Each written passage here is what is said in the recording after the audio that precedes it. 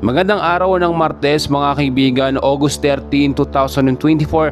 Update lamang po tayo sa lagay ng ating panahon, pero bago yan kaibigan, please huwag niyo po munang kalimutan mag-like and subscribe kung di ka pa nakasubscribe, at pahit po ng notification bell para ma-update ko po kayo at ma-notify kayo sa lagay po ng ating panahon. Maraming salamat kaibigan. So patuloy pa rin po natin na binabantayan ngayong araw po ng Martes mga kaibigan, ito pong tropical cyclone sa labas po ng Philippine Area of Responsibility.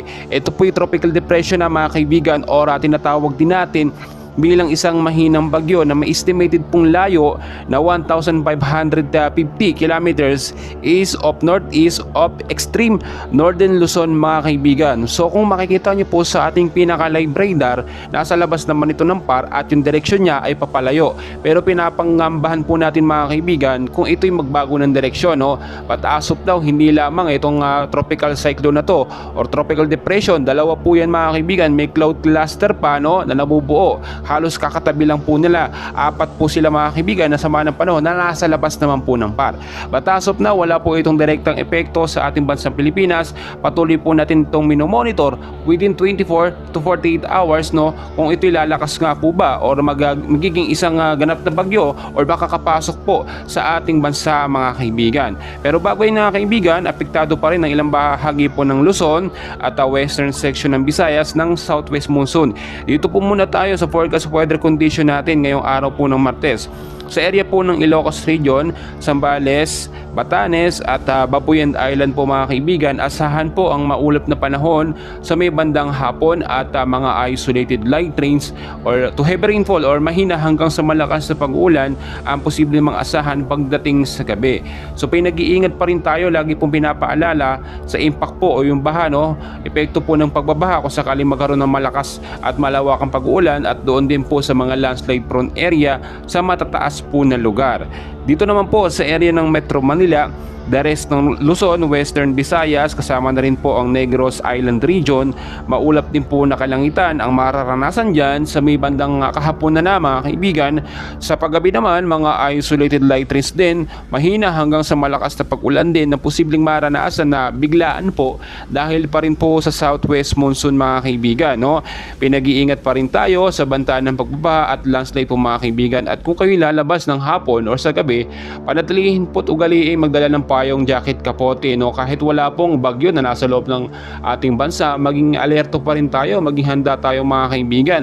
Diyan naman nagsisimula yan, mas maganda nakahanda tayo kung kailan walang bagyo, no, kasi ang nangyayari kung kailan may bagyo na malakas, doon pa lang natataranta at nagkukumahog na mag-asikaso ang ating mga kababayan.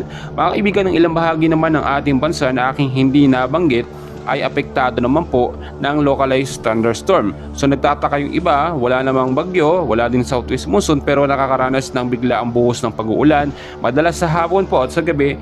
Yun naman po yung dahil, no, sa localized thunderstorm. So pag alam nyo mababa yung area po ninyo, ay linisin natin yung mga kanal. Kung may mga kanal po dyan na dinadaluyin ng tubig, yung mga busura tanggalin para hindi po maging main cause ng pagbabaha mga kaibigan, no. Ayaw naman natin lahat maulit yung naging pinsala po na naidulot ni Super Typhoon Karina.